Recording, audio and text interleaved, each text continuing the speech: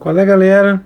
Uma dica rápida que eu achei no supermercado esse acendedor aqui e achei bem interessante, já usei, tá? Vale a pena.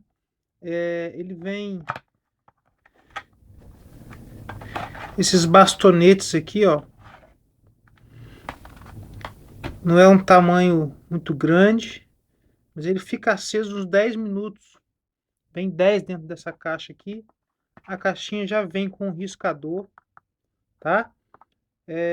Parece que é para quebrar aqui, mas vale a pena cortar. Eu já tentei quebrar alguns, eles quebram meio despedaçando, vale a pena cortar, tá? E aí eu levo para o mato, ele embaladinho assim, porque não fica melando as coisas, ele mela, não é melado, mas ele fica melando um pouquinho, né? Ele foi embebido com alguma coisa, e vale a pena levar. Falou? Usei, queimou 10 minutos, queimou um pouquinho mais até, e foi bem legal. Valeu.